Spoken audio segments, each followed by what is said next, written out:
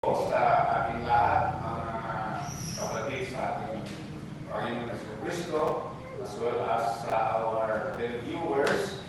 Magandang hapon po sa ating lahat, and we are here in our midweek service, and we are so blessed to be with one another again and have a fellowship with one another, and most especially to our God.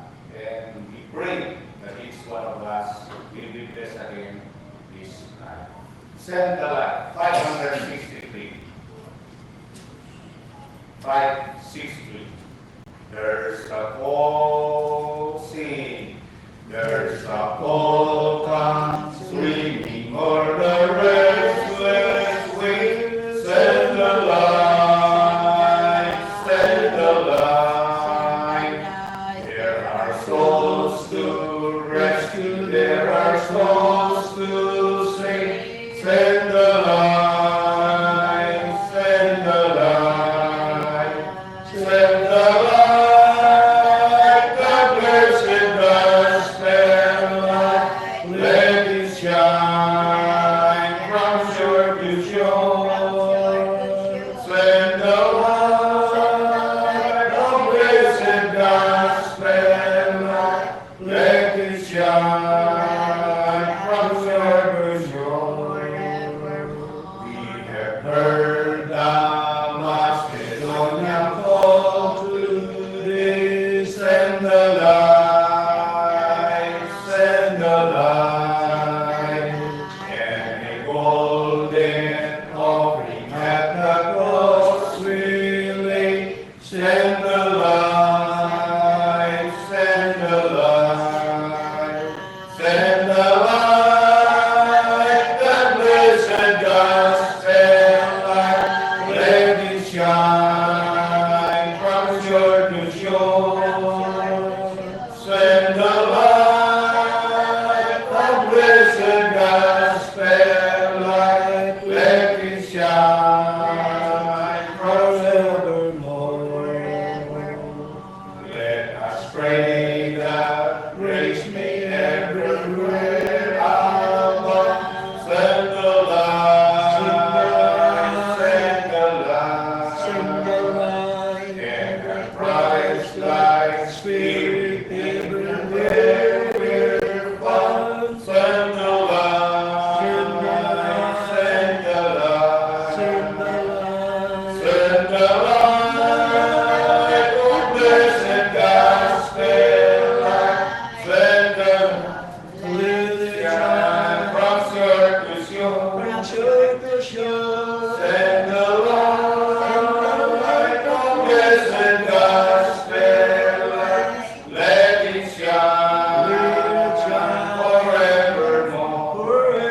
forevermore. Let us not grow weary in the work of love. Send the light, send the light. Let us gather Jesus for a crown above. Send the light, send the light, send the light, the blessed gospel light. Let it shine from shore to shore. Send the light, the blessed gospel light. Let it shine forevermore.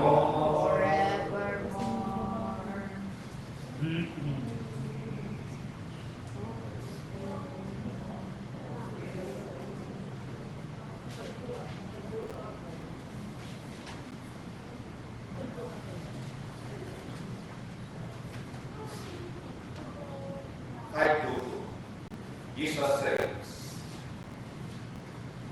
we have heard sing, We have heard thy joyful sound.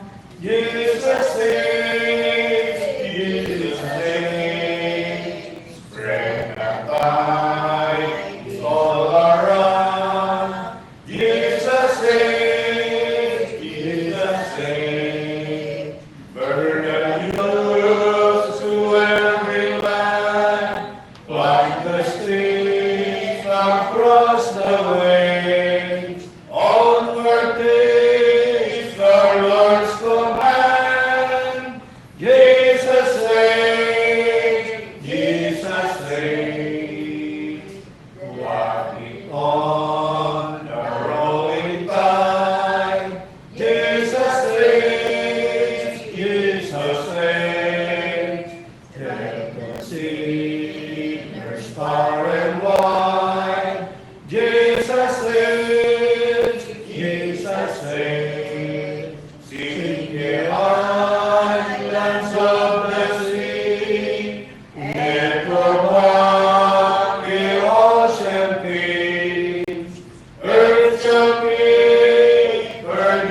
believe. Jesus saves, Jesus saves. Sing above the battle's strife. Jesus saves, Jesus saves. By his death and endless life. Jesus saves, Jesus saves. Sing his song through the gloom, when the heart for mercy waits, singing triumph o'er the tomb. Jesus saves, Jesus saves. Give the wings a mighty voice. Jesus saves, Jesus saves. By the nations now rejoice. Jesus saves, Jesus saves. Shall salvation full and free, highest peace and deepest gain. This a song of victory. Jesus saves, Jesus saves.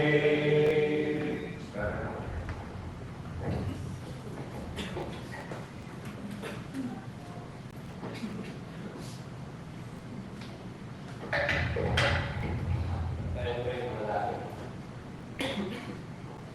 Kamalan po sa mapapagpagal sa lahat. Kami po ay malapit po sa iyo. Patuloy po nagpapasalamat sa patuloy na pag-aalaga po sa bawat isa sa amin. Pagkakalog po na lahat po ng mga pangailangan. At din po sa ganitong mga paraan sa pag-aalaga po sa amin. Ganit pa mga kayo po ay muli na nalipon-lipon upang kaisa nag-aalagin ng mga maraming salita. Kaya po kami naman na mapapag-aaral po namin na yung may dahil po namin sa mga puso at isipan upang patuloy na po namin magalak ang lahat po ng iyong kalusugan. Salamat po sa buong maghapon po na kami po ay nabayan po, nabayan tayo po kapagkulan sa mga pangakatawa sa gabi ito upang may concentrate po namin, makapag-focus po kami po sa lahat po ng aming mga gagawin. Kaya din po sa mga kapalit pa po namin na pangalap po kayo po, ngayon po sila, nais po namin na makasama po bawat kapatid sa gabi nito na matulungan po namin na mapalibay na palataya gagawin po na mapalibay po na mga palataya. At tulungan mo at magkaroon po yung gusto ng makakaalim ng mga salita, ipagkaroon po karunungan, kayong kinakailangan upang may bahagi po niya, mga salita ito na tuloy po makakapaglinaw sa mga sipat po namin patungkol po sa mga bagay-bagay na kinakailangan po namin malaman. At muli po iibigin po namin ang pagkakatawa po sa mga kasalanan na namin po nagawa. Kaya lahat ng ito ay humihilin sa pangalan ng anak ni Jesus.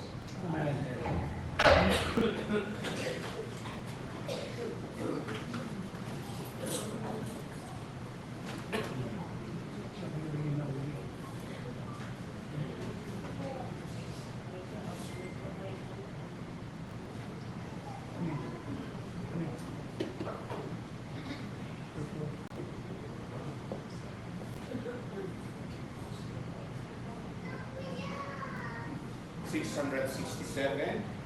Lord, I believe. 67. When we behold, sing.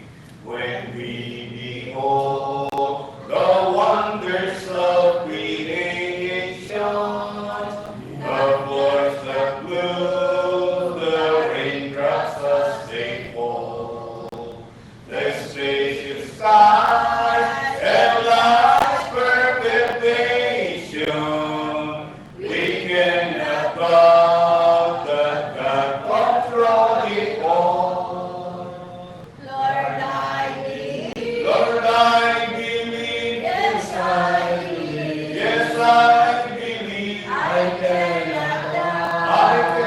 cannot doubt, or be deceived. or be deceived, not deceived. It's powerful. He's unseen. He's seen it all. No finite mind, by mortal calculation, could frame the truth and reveal within His word. In every trace of nature's operation, Thy voice, O God, in mystery can be heard. Lord, I believe. Lord, I believe. Yes, I believe. Yes, I believe. I cannot doubt I cannot doubt or be deceived. or be deceived. I deceive. It's powerful. It's unseen. He's in it all. When we perceive Christ's state of alienation, in which the soul from the old God was lost, we must believe by heaven's ordination, our Lord redeemed and paid the greater cost. Lord, I believe. Lord, I believe. Yes, I believe. Yes, I believe. I cannot doubt I cannot doubt or be deceived. or be deceived. I deceive. It's powerful. It's unseen. He's in it all. Sundays are filled with joy and expectation. Sundays are dark with cares we are beset. In hours of joy or hours of tribulation, be with us, Lord, lest we forget. Lord, I believe. Lord, I believe. Yes, I believe. Yes, I believe. I cannot doubt I cannot doubt or be deceived. or be deceived. I deceive. It's powerful. It's unseen. He's in it all.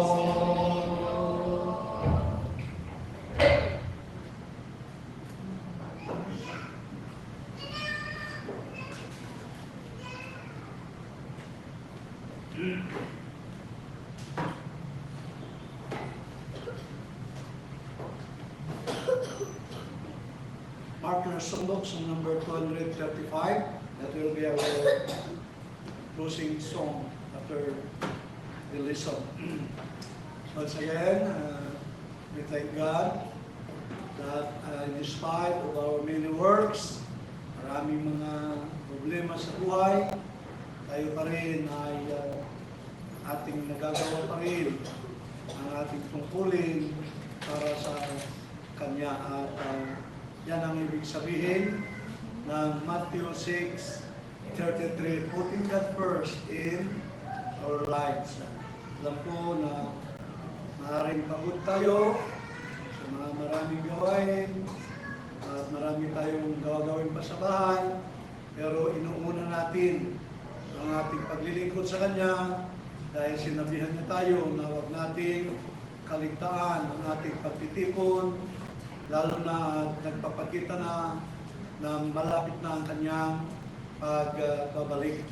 To our friends who are out there joining us online on Facebook, thank you so much.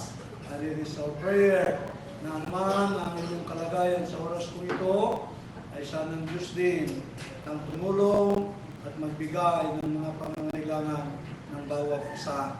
Yung mga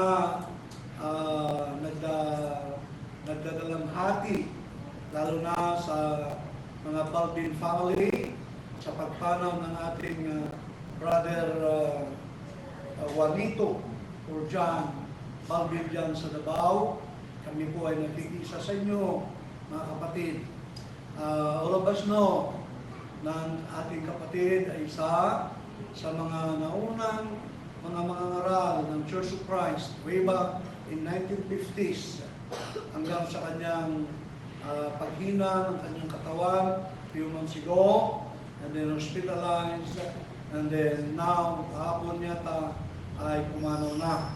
So kung kayo po ay nakamantabay sa amin dito sa ngayon, nais namin paabot sa inyo mga Balbin family, lalo na Sister Balbin, ang aming pagkikisa at pakikiramay sa inyong lahat. Sunny, Dave, at Connie, kayo ng lahat dyan. Sana tulungan kayo ng Panginoon sa mga pagkakataon ito dahil alam namin na hindi madali ang sitwasyon na yaan. Para sa iyo, Brother Arturo Bugnutan, sorry. Diadalangin namin ang kalagayan ng inyong pamangkin, bagamat sinabi na ng doktor na walang pag-asa, ngunit sa kamay pa rin ng Diyos tayo umaasa kung ano ang kanyang ay bibigay para sa bata na yan, yan pa rin ang ating in-expect na gawin ng Panginoong Diyos. So hindi lang yan, yung kapatid na namatay din sa isang kongregasyon dyan sa Mindoro. Maraming salamat na inyong pinabot sa kalaman ng marami upang may dagdag natin ang pamilya sa kanilang pananalangin. Yung mga kalagayan ng bawat isa, maraming may sakit, kahit dito sa atin, sa Metro Church, may mga membro na kapatid natin na sila po ay nasa higaan, at yung mga iba ay spiritual sickness ang problema nila, panalangin natin sila, mga kapatid.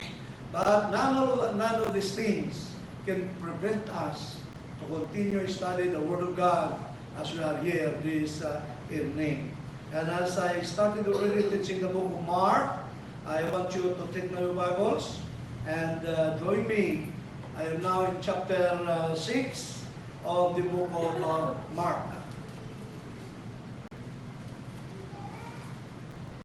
At sana if you have your Bibles, take your Bibles with you, and then open it in chapter 9. I am done now with chapter 8 sa nangalisan noong Sunday. We have done here chapter 7 last Sunday. And as I explained to you before, we are doing this as I decided to do it by myself, to teach the book of Mark, or the Gospel of Mark, so that I hope that until God will permit me to preach, I can able to preach the New Testament. I've done already in the book of Matthew, and now chapter 9 of Mark. Now, there are 16 chapters of the book of Mark, and we cannot take all in one session. So I'm doing it chapter by chapter. As I said, open it in chapter 9, your Bibles. Because questions will arise why God revealed, inspired this part of the scriptures that written by the book of Mark. Ipinaisulat ba ng Diyos yung part ng scripture na yan na walang kaguluhan? Binigay ba niya na walang katuturan? And it was Jesus who said in John 8:32, John 8:32, 5:39, Jesus said, you search the scriptures. Kung saliksikin ninyo ang mga kasulatan, for then you may know how to have eternal life. And dinugtong niya sa 8:32, ye shall know the truth, and the truth shall set you free. Also, Paul added, 2 Timothy chapter 3, verse 16, why Jesus is emphasizing for us to search the Scriptures. It says that all Scripture is given by inspiration of God, and is profitable for doctrine, for reproof, for instruction. Why? Verse 17, so that the man of God may be perfect, thoroughly furnished unto all good works. And that's the reason why. Now, pansinin na natin kung ano ba ang mga tinuturo ng Diyos sa atin sa pamagitan ni Mark, dahil isinulat niya ang nilalaman ng chapter 9. We'll start reading verse 1 until I think we'll stop at verse 10 or 11. For here in verse 1 and the following verses, from this verse, we'll see what is the point, what is the thing that God wants us to know through Mark. This is what Mark said. And he said unto them, remember, Mark is talking about what was the program of the activities of Jesus and his disciples at the time. And Mark said unto them, verily I say unto you, that there be some of them that stand here, which shall not taste of death, till they have seen the kingdom of God come with power. So in the story short, we understand that if we study about the kingdom of God, that kingdom is rather than the thing which was happened on the day of Pentecost. The kingdom that has been established on the day of Pentecost. And what is that kingdom? No other than the kingdom of Christ, or Colossians 1:13, it is the church of Christ. The kingdom of God is the same as the kingdom of Christ, is the same as the church of God, the same as the church of Christ. And we know that in Acts chapter 2, verse 47, God is adding who? The saved people to where? To the church daily. And those that were saved, God is adding them to the church, which is the kingdom, so that those people are the citizens of the kingdom of God. So, when we obeyed the gospel, and when we were baptized for the remission of our sins, God added us to where? To the kingdom. Whose kingdom? Colossians 1:13, the kingdom of Christ, which is the church of Christ. That's verse 1. Let's move to verse 2 to 13. And here we can see about the transfiguration of Christ Jesus. We'll read. And after 6 days, Jesus taketh with him Peter and James and John, and lifted them up into an high mountain apart by themselves. And he was transfigured before them. And his raiment became shining, exceeding white as snow, so as no fuller on earth can white them. And there appeared unto them Elias with Moses, and they were talking with Jesus. And Peter answered and said to Jesus, Master, it is good for us to be here, and let us make 3 tabernacles, one for thee, and one for Moses, and one for Elias. For you wish not what to say. Sa Tagalog, hindi niya nalalaman kung ano ang kanyang sasabihin. For they were sore afraid. Sila yung lubhang natakot. And there was a cloud that overshadowed them, and a voice came out of the cloud saying, This is my beloved Son, hear him. Sa Tagalog, itong sinisinta kong anak, siyang inyo pakinggan. In other words, the voice came from the Father, and he's talking about the Son, and the Son is Jesus Christ. And what does God the Father say? This is my beloved Son, hear him or listen to him. And suddenly, when they had looked around about, they saw no man anymore, see Jesus only with themselves. And as they came down from the mountain, he charged them that they should not tell no man what things they had seen, till the Son of Man were risen from the dead. Take note, hindi niya sinasabi na huwag sabihin panghabang buhay. Huwag lang muna niyong sabihin habang ako ay nabubuhay pa. Maghintay kayo, magsabi kayo pagkatapos na ako ay mabuhay ng mag-uli. Why? To prove that everything is true. Yun ang gusto ng Panginoon. And they kept that saying with themselves, questioning one with another, what's the rising from the dead should mean? Narinig niyang sabihin, bakit siya babangon mula sa mga patay? Look at that. They are the disciples, and Jesus is telling them, but they cannot understand. They do not know what He's talking about that death that He's saying to them. So, they ask Him, saying, why say the scribes that Elias must first come? And he answered and told him, Elias verily cometh first, and restoreth all things. And how it is written of the Son of Man, that he must suffer many things, and be set at naught. But I say unto you, that Elias is indeed come, and they have done unto him whatsoever they listed, as it is written of him. Sa Tagalog, datapwat, sinasabi ko sa inyo, na naparito na si Elias, at ginawa din naman nila sa kanya ang anumang kanilang inibig, ayon sa nasusulat tungkol sa kanila. So from those verses, verse 2 to 13, we can see in that transfiguration of Christ about Moses representing the law of God given to the Israelites way back in the Old Testament. When Moses was there, showed with Jesus, and the disciples saw them, patay ng matagal.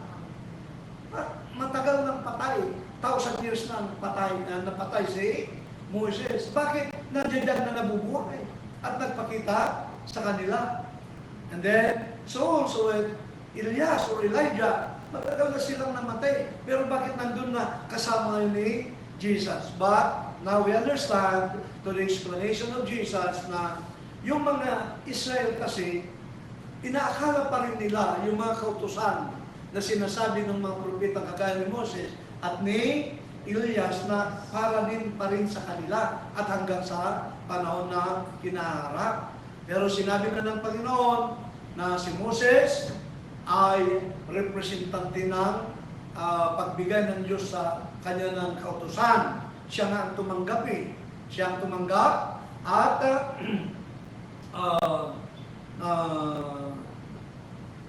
natanggap niya para sa Israel, yung Israel na kanyang inaakay papunta doon saan?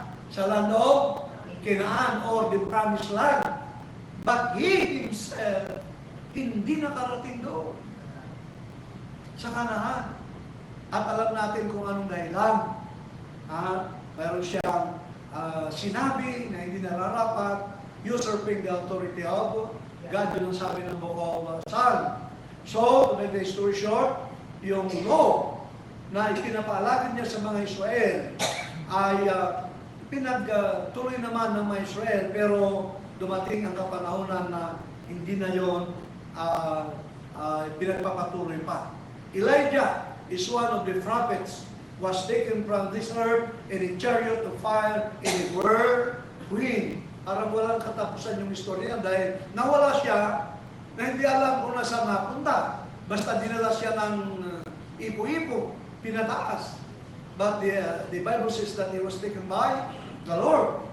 At ang punto natin doon ay nagamit si Moses at si Elijah, pinakita ng Panginoon na yung mga gawain nila noon, yung mga kautusan nila noon ay mahalaga. Ngunit, ang sabi ng Ama, doon mismo, sa pagsabi niya, he declared that this is my son, hear him.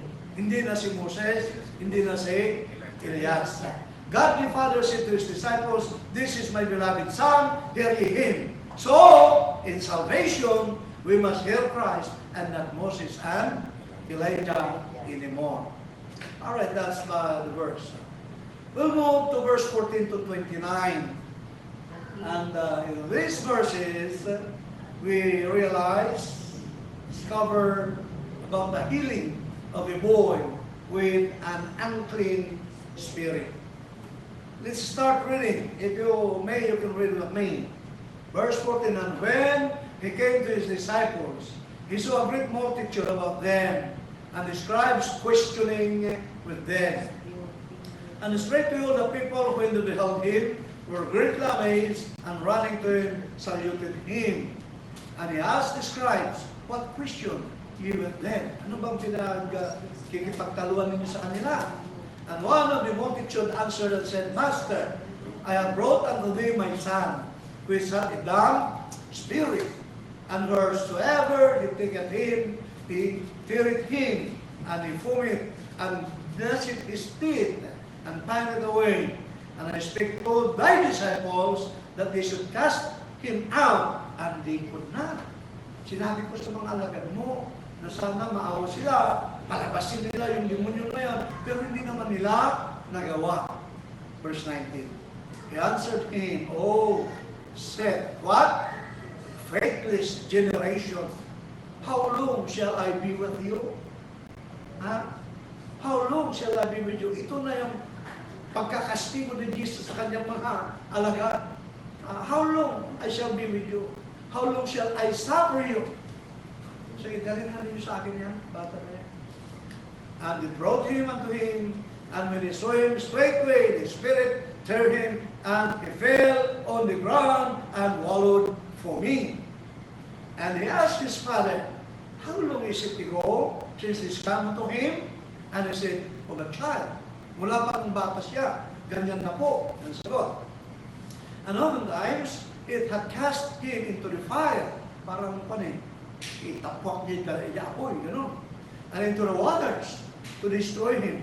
But if thou canst do anything, have compassion on us, and help us. Panginoon, kung gustin mamarapatin mo, ano sabi niya? Have compassion on us. Maawa ka sa amin. Tulungan mo kami. Jesus said unto him, if thou canst believe, all things are possible to him that believeth. Yun ang sagot ni Jesus. Ang sagot niya, kung kaya mo, ang lahat ng mga bagay ay may pangyayari sa kanya na nananampalataya. Sa may isang tao na nananampalataya, mayroon at mayroon bunga ng kanyang pananampalataya. Ano ibig sabihin? And straightway the father of the child cried out and said with tears, Lord, I believe, help thou mine unbelief. Sa Tagalog, nanampalataya ko, Panginoon. I believe in you. Tulungan mo ang kakulangan ng aking pananampalataya. And this is the cry of this man. When Jesus saw that the people came running together, dahil nakita nila, bakit ano yung ginagagawa nila diyan? So, punta na sila, he rebuked the foul spirit, saying unto them, thou damned and deep spirit, I charge thee, come out of him, and enter no more into him. So, Jesus rebuked the spirit, and the spirit cried, and rent him sore, and come out of him, and he was as one dead, in so much that many said, oh, patay na yata, nang lupay-pay. Yeah. But Jesus took him by the hand, and lifted him up, and what? He arose. Siya'y binangon at siya'y nagtindig. And when he was come into the house, his disciples asked him privately, pumasok na sila sa bahay, yung mga apostol, ang mga disciple niya, ay nilapitan ngayon at tinanong. At anong tanong? Paano ito? Bakit hindi namin siya napalabas?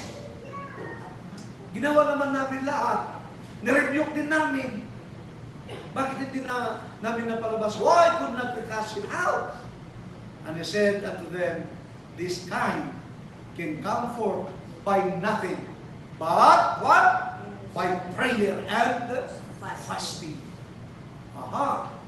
So, sabi niya, hindi mapapalabas ng anuman yung ganyan maliban sa pamamagitan ng panalangin. And if you observe, sa Tagalog, sa pamamagitan ng panalangin, but sa English may dugtong. Nawala yung fasting doon sa Tagalog. Alright, so let's go to the point about the healing of a boy with an unclean spirit. Doon natin makita all things are what? Possible to him that believeth. And that is what we are talking about. Sometimes we are asking things to the Lord.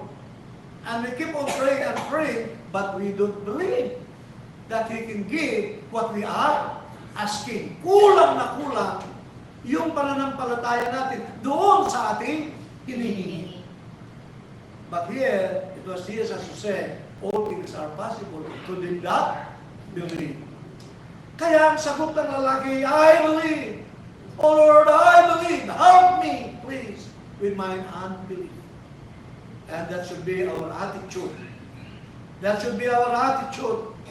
That when sometimes, we lost our control, we lost our faith because of so many trials and torments of life. At the end, sabihin sana natin, Panginoon, patawarin mo ako, dagdagan mo ng kakulangan ng aking pananampalataya. God can clean our unclean spirits. We maybe do not have that kind of spirit, but we have body spirit sometimes. Yung ugali natin, magagalitin. Yung ugali natin, malagpauyong.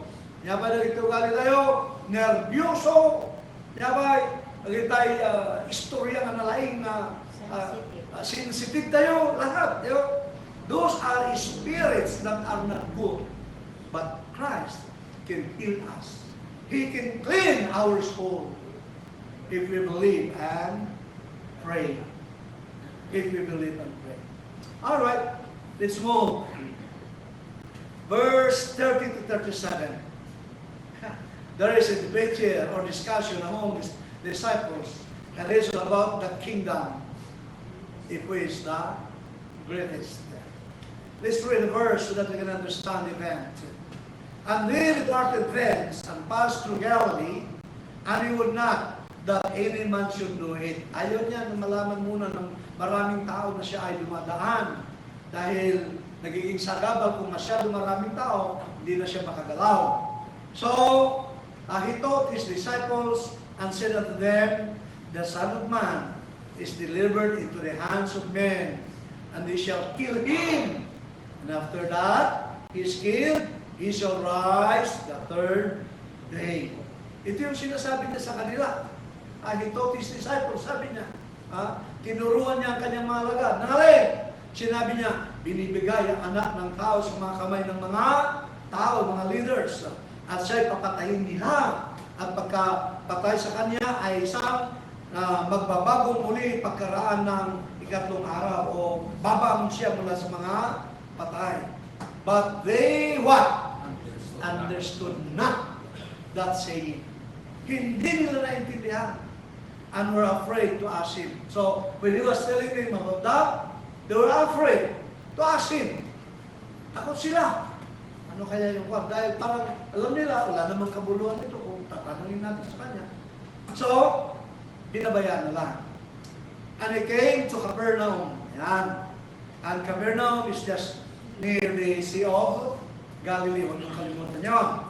And being in the house, he asked them, nung sila ay nandun na sa bahay na tinitirahan nila, nagtanong, what was in that you disputed among yourselves? By the way, ano-ano yung mga pinag-usapan ninyo kanina?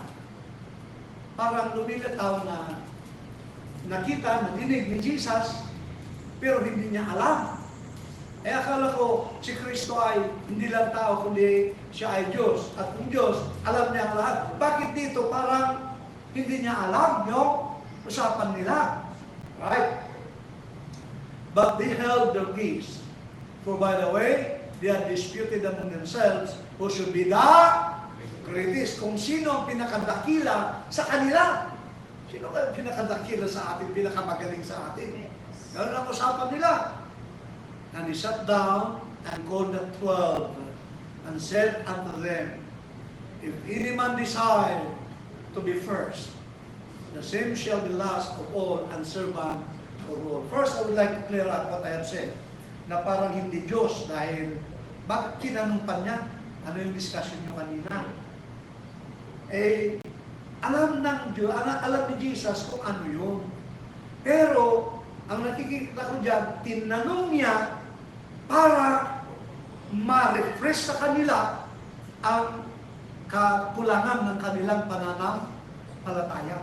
Para maintindihan nila na bakit tayo nag-uusap-usap, naghanap kung sino ang greatest, eh alam naman natin na walang ganyan sa kaharian ng Diyos. Tayong lahat ay pare-pareho. Bakit tayo naghanap sa ating sarili kung sino ang pinaka-dakila? So that's the main reason why I believe na tinatanong ni Jesus kung ano yung pinag-discussan ninyo kanina. Yeah.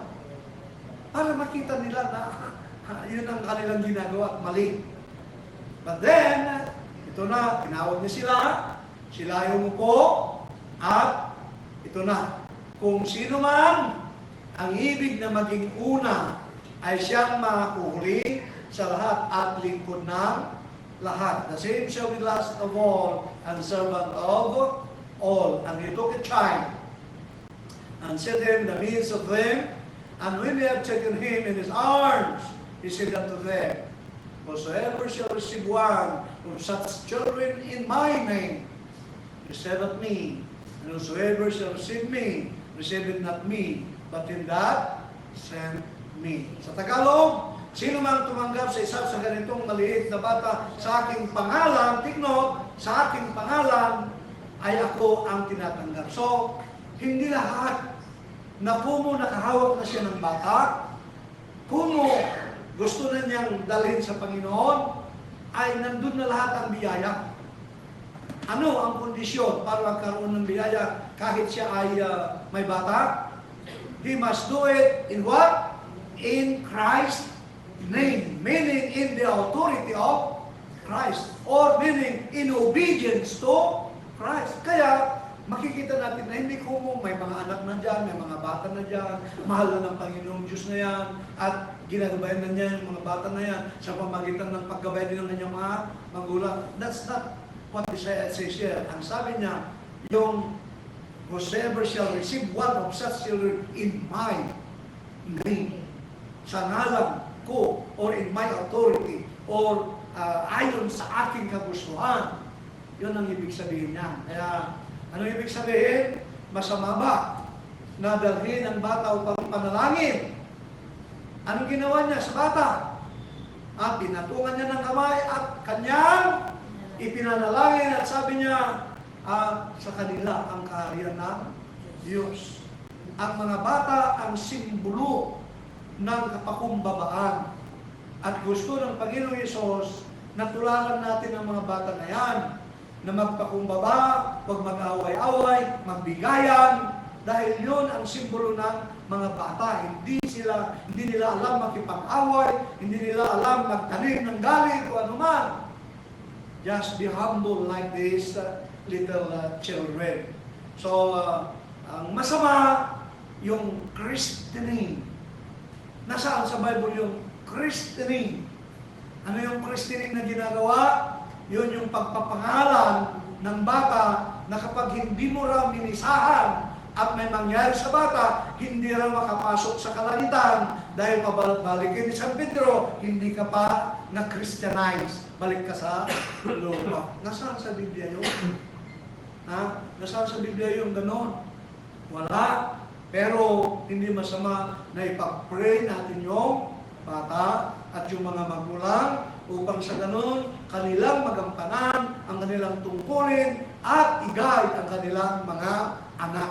Dahil marami na sa ngayon, pinababayaan lang ng mga anak, sige lang, kung anong ginagawa ng anak, basta-basta ganon na lang. Mga kapatid, mayroon tayong tungkuling mga magulang. Hindi basta anak ng anak. May tungkulin tayo. We have responsibility to our children. Proverbs. Ano sabi niya? Train up the child on the way they should go. Sa Ephesians, in the New Testament, anong gagawin ng mga magulang sa kanilang mga anak? I-guide nila, palakihin nila, turuan nila, na alin ng maka-Diyos na bagay. Hindi maganda yung bahala sila, malaki na sila ng pamilya ng mga kapatid. Ano tayo? Nung nag-asawa tayo ay nakipagkasunduan sa Diyos at ang ating mga asawa, natulungan natin ang ating relasyon, at kung magbunga, tayo ay palakihin ng ating anak na yan sa alin? Sa kaayusan at kagustuhan ng Panginoon. Ngayon, paglaki at mawawala pa rin sa landas, masakit ang loob natin, pero alam mo na ginawa mo ang lahat para yung bata na yan ay mabuhay na matuwid. Pinili niya yun. Pero kung yung bata ay malayo sa Panginoon at yung bata ay wala na sa Panginoon at wala na sa kaayusan, remember, ang kaluluwa na hahanapin sa atin ng Diyos, first thing, is no other than our loved ones.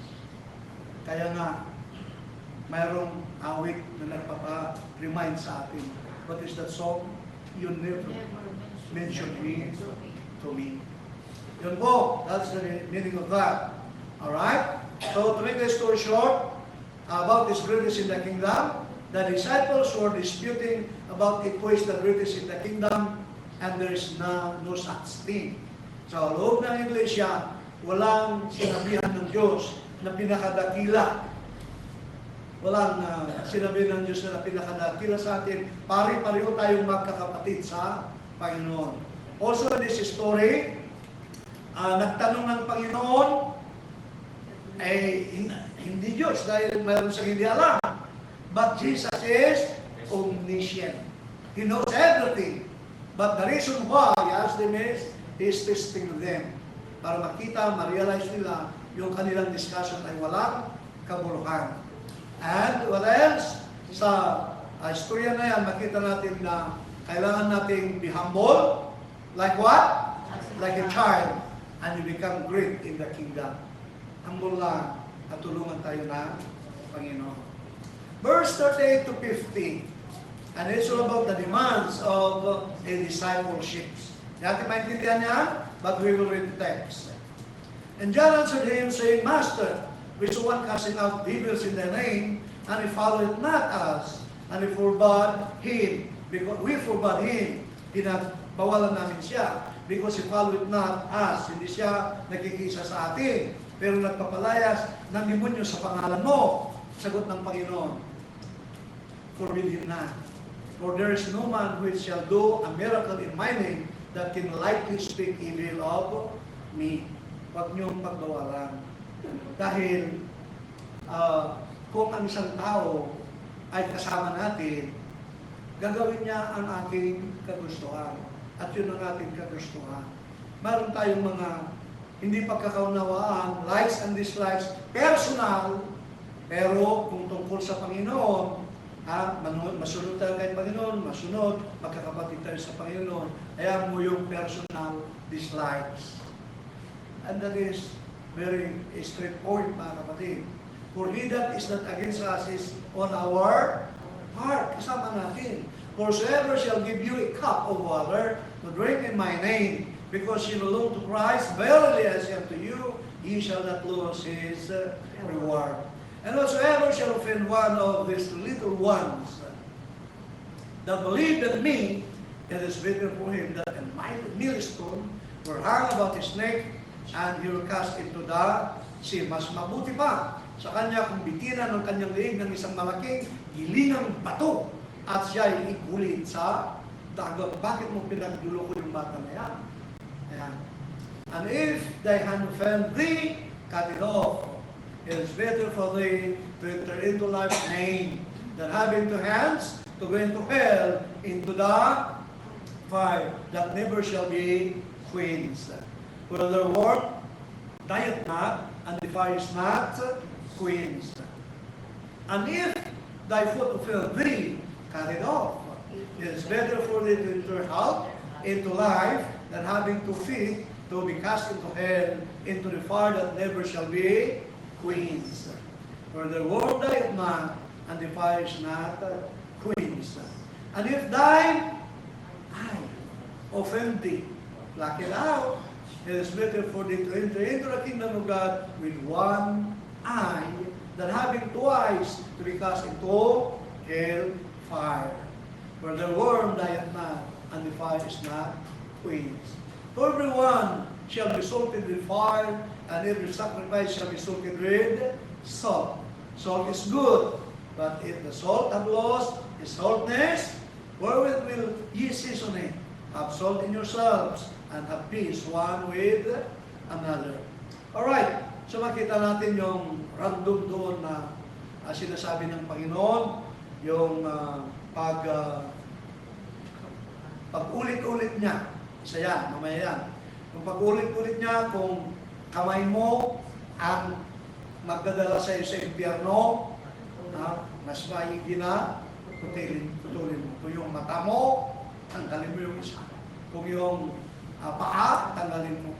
Dahil mas maganda yan kaysa mapunta ka. Bago yan. Is it literal? We know it's not. The word cut off means stop sinning. Stop sinning. And here, if you observe, Jesus repeatedly said about the fire which not quenched. And yung apoy na hindi na mamatay. And then, ilang beses yan. For the worm dieth not, and the fire is not quenched. That is the hell. Going into hell. Yan. Going into hell. And then, going into hell na kapag ikaw ay mapunta doon, ang apoy ay hindi na mamatay. I mean, Jesus spoke about the reality of hell. Not Hades, it's hell. Why? Because the fire is not quenched. It is a burning fire, symbolizing the anger of God, like a fire. So, hell is true. Not several times, many times, Jesus repeatedly or preach about hell.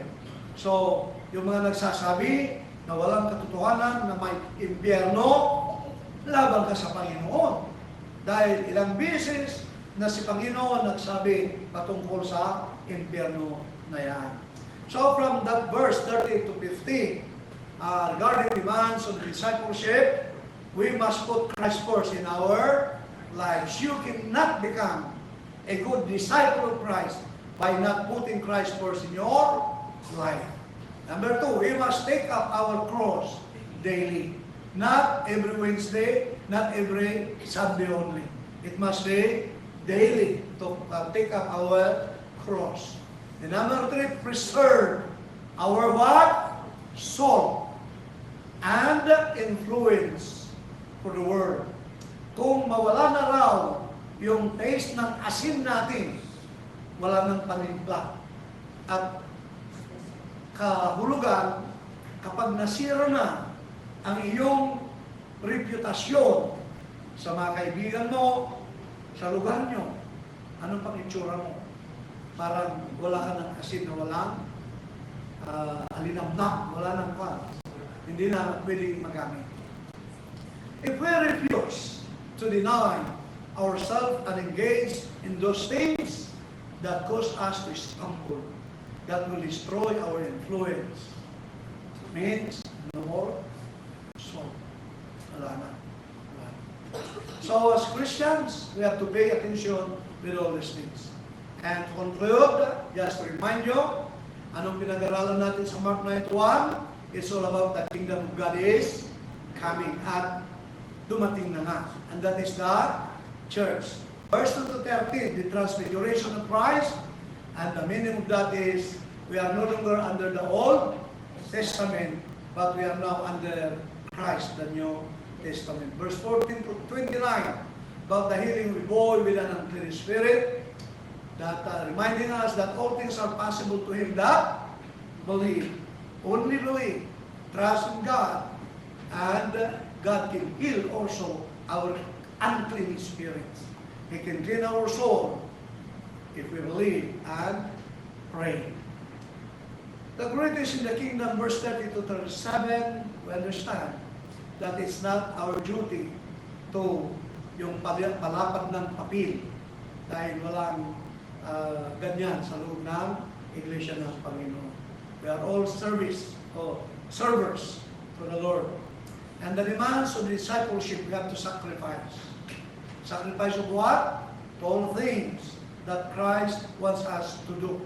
We must take up our cross daily, not monthly or yearly.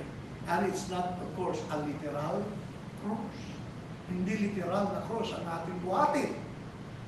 Kundi yung mga kahirapan, pagsubok sa atin. And always remember that if we will refuse, kung ayaw natin, natugunan ang mga bagay na ito, kagaya tayo ng asin na wala ng laman. Panimpla, hindi na pwedeng panimpla. Alat, yan. So, being a member of the Lord's Church, I hope that each one of us can stay faithful and may the Lord will help us. We have a lot of problems every day. But since that we are now a member of the Lord's body, member of God's family, we have to trust to Him. Who is to Him? Our Heavenly Father. Who said, Jesus said, when you pray, you say, Our Father who art in heaven. So, ladies and gentlemen, friends and brethren, may the Lord will bless us again this evening. If someone else here or any one of you is watching, is not yet a member of the Lord's church, we encourage you to be on the throne. Jesus is inviting you, come unto me, and I will give you rest. How to come to Jesus? How to go to Jesus?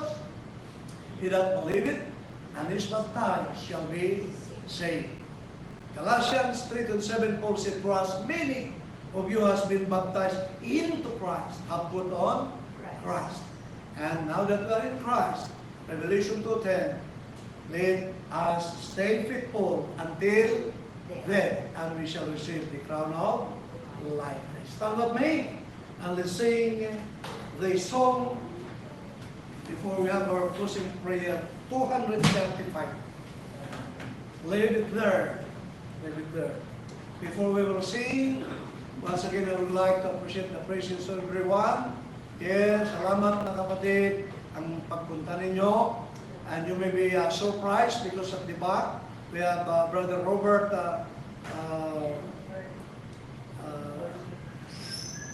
come again, it's my mind, their family name, Graham, right? Yeah, Robert and his wife, Tori, Sister Merly. And let's pray for them, because, and Lord willing, they will be with us again on Sunday. That's before Brother Robert will go back to Ireland one of these days. All right, let's now sing the song, 235, leave it there. If thou wert from you withhold, O be silver and it's gold, and you have to give along with me your fear. Just remember in this world how we face the little words. Take your burden to the Lord and leave it there. Leave it there. Leave it there. Take your burden to the Lord and leave it there. If you trust and never doubt, He will surely bring you out. Take your burden to the Lord and leave it there. If your body suffers pain and your health you can't regain, and your soul is almost sinking in despair, Jesus knows the pain you feel He can save and He can heal. Take your burden to the Lord and leave it there. Leave it there. Leave it there. Take your burden to the Lord and leave it there. If you cross and never doubt, He will surely bring you out. Take your burden to the Lord and leave it there. When your enemies assail and your heart begins to fail, don't forget that God in heaven answers prayer. He will make a way for you and will lead you safely through. Take your burden to the Lord and leave it there. Leave it there. Leave it there. Take your burden to the Lord and leave it there. If you trust and never doubt, He will surely bring you out.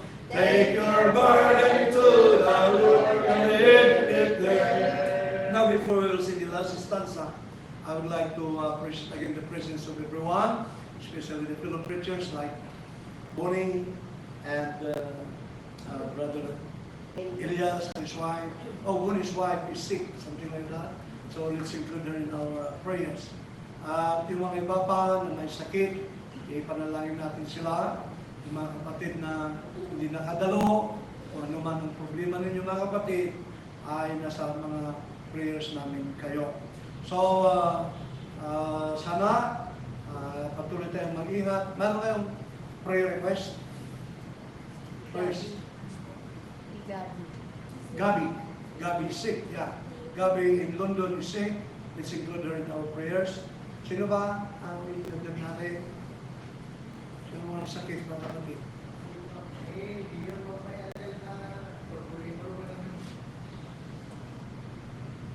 Okay, and always, pag may gurigo, tubig, identification.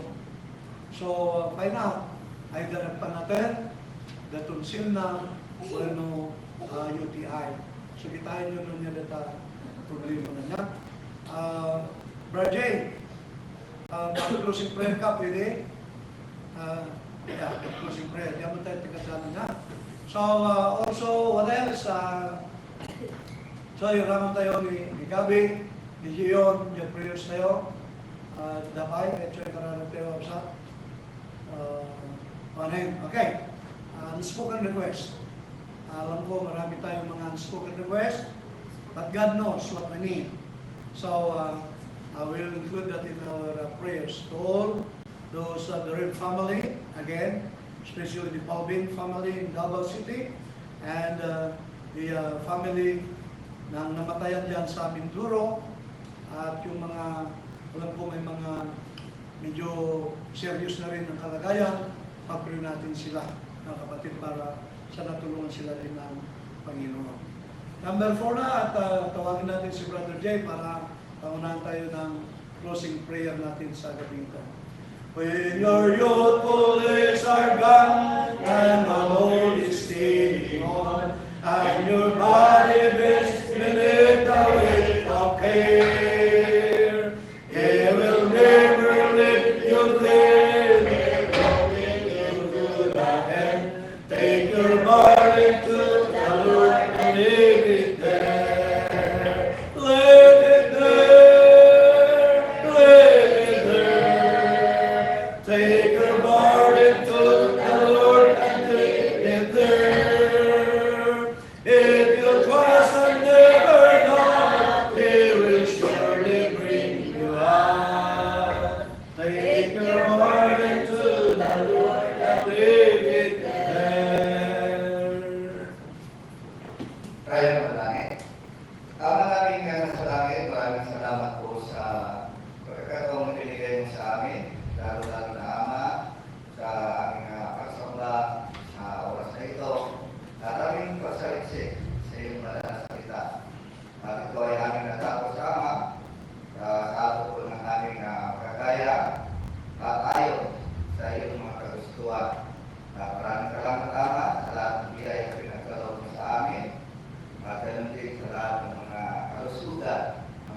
amin sa gabi ito.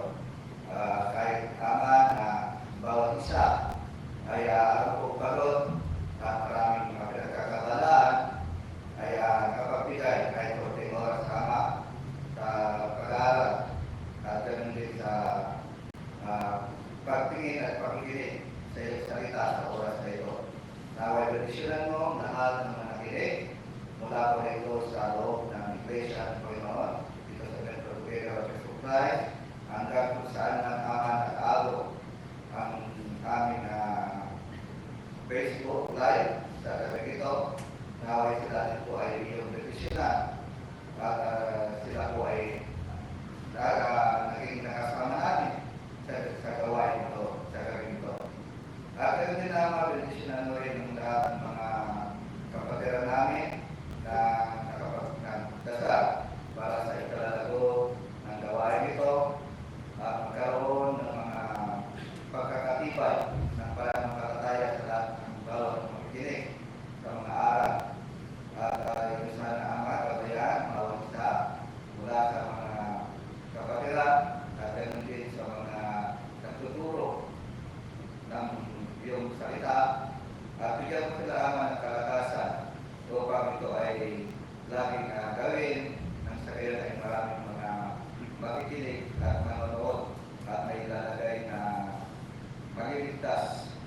Ganun din ama, tulungan mo ang bawat isa na narito rin na nakipagkaisa ama at lalo-lalo na ang lahat ng mga kapatiran namin na